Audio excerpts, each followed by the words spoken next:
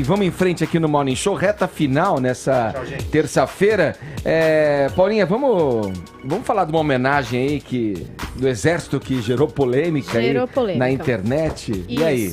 Bom, o Exército Brasileiro publicou na sua conta oficial aí do Twitter uma homenagem ao major do Exército Alemão Otto Maximilian, que foi morto a tiros no Rio de Janeiro em 1968, numa ação de guerrilha. Ele foi, na verdade, confundido com um boliviano que participou da captura do líder comunista Che Guevara. E esse militar, Edgar, ele integrava o exército nazista na Segunda Guerra Mundial e estava no Brasil em 1966 para participar de um curso da Escola de Comando do Estado-Maior do Exército. Bom, como você bem pode imaginar, um oficial do exército nazista sendo homenageado pelo exército brasileiro causou aí muita polêmica na internet. Inclusive no site do Exército tem um aprofundamento explicando aí o porquê da homenagem. Eles tratam do oficial como brilhante, comandante de um pelotão de blindados na frente oriental da Segunda Guerra Mundial, sendo promovido ao posto de primeiro-tenente por bravura em 1943.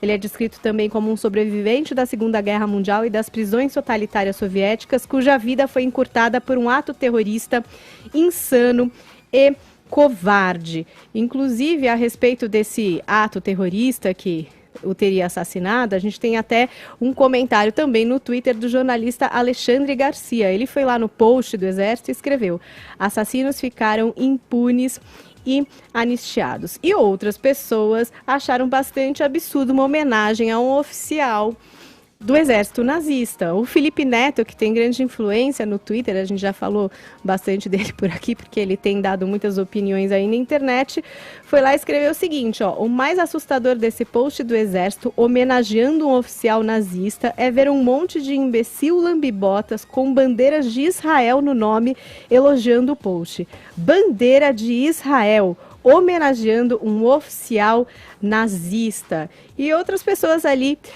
também achando essa homenagem bastante absurda. A gente estava falando de podcast e o próprio Ivan aqui citou o Xadrez Verbal, que tem o Felipe Figueiredo como um dos autores do podcast Site, e ele fez uma thread interessante lá no Twitter, Edgar. Uhum. Tentando entender quem foi esse personagem, né? Porque você sabe quem foi esse cara? O que a gente sabe? Que ele está associado ao exército nazista. Então, por isso a gente conclui o quê? Que ele de fato seria nazista. Mas será que de fato ele o foi? E aí nessa thread ele contemporiza um pouco, tenta entender quem foi esse cara, né? E até ele escreve assim, ó: embora seja importante contextualizar que nem todo alemão na Segunda Guerra era nazista, o fato do homenageado ser um jovem tenente no fronte oriental me faz crer ser impossível colocar a mão no fogo pela sua conduta durante o conflito. Ele pode ter sido um oficial exemplar? Pode, mas pode também ter executado prisioneiros, civis, violentado a população local. Impossível saber. E aí ele vai um pouco à frente, dizendo que esse cara depois chegou aí para a Argentina, que foi meio um modus operandi de muita gente do nazismo, enfim. Eu não sei o que vocês acham disso. Será que o Exército poderia ter ficado sem esse post ou é uma justa homenagem? Vai lá, Caio, a gente tem aí algum tempo escasso aí, vai. Para comentário. Vamos fugir do que a gente acha e ficar no que a gente sabe, então, né? O Felipe Neto sendo mais uma vez coerente com a desinformação que ele promove, e aqui a gente vê a força de uma manchete, né? E a força da superficialidade de uma primeira análise, né? Pra deixar algumas coisas bem claras: o exército, ele é alemão, ele não é nazista. Né, os destacamentos nazistas, puramente, a gente poderia falar da SA, da SS. Eu, como descendente de uma família, né, que veio do sul da Itália, que migrou para o Brasil, fugindo do fascismo na década de 30, eu me sinto muito à vontade para falar, né? Essa daí vem a minha repulsa especial a regimes totalitários e inclusive a minha inclinação ao conservadorismo, que combateu e venceu o nazifascismo, não apenas no campo bélico, mas também no campo das ideias, né? Um outro ponto: todo mundo sabe que eu sou entusiasta do Estado de Israel e inimigo do antissemitismo, essa forma tão antiga de preconceito. Eu já tive muitas oportunidades de defender o povo e o Estado judeu aqui na rádio, né? E naturalmente eu não nego e eu abomino o Holocausto. Agora, feito esse preâmbulo que é fundamental, a gente tem que fazer duas perguntas básicas. A primeira: há elementos e indícios objetivos que esse homem cometeu crimes de guerra? certo? E vamos partir aqui do pressuposto da presunção de inocência. Essa é a primeira pergunta. E a segunda, todos os soldados e oficiais alemães que serviram na Segunda Guerra são pessoas ruins? Né? Porque é o seguinte, quase toda a geração masculina adulta nascida em território germânico serviu o exército alemão sob Hitler. Né? A gente está falando de mais de 5 milhões e 500 mil mortes de militares. Né?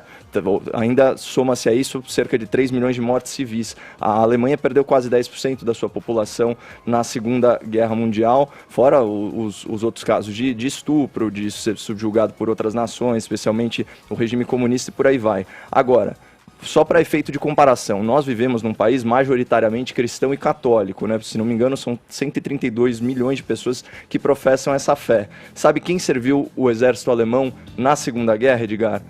Um senhor chamado Josef Ratzinger, também conhecido como Papa Emérito, como Bento XVI. Aí vamos falar que esse cara não merece o reconhecimento social pela pessoa incrível que ele é.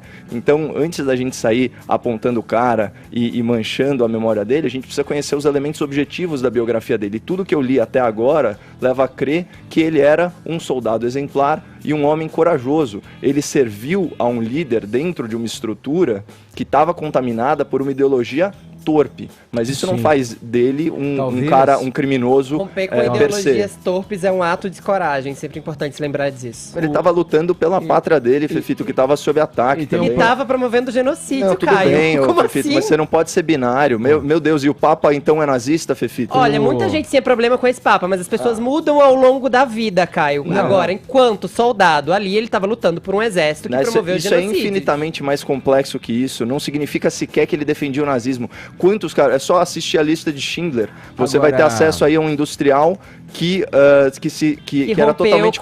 exatamente. Que rompeu com a bizarrice. Nesse caso, ele não estava no exército. Mas que até o último momento estava lá na estrutura. Será que não é o caso desse oficial? Será que ele não estava lá simplesmente para defender os seus conterrâneos? Eu preciso fechar o programa. Eu não passo pano para nazista. Mas tem um pano de fundo. Que horror, Fefito. Você tá falando que eu passo pano para nazista? Não, pelo amor de Deus. Eu não passo pano para nazista. A carapuça não foi para você. Tem um pano de fundo que é o seguinte... Não tem carapuça nenhuma, cara. Você não vai falar um absurdo desse no ar, você tá louco? Peraí, tem um pano de fundo que é assim, vários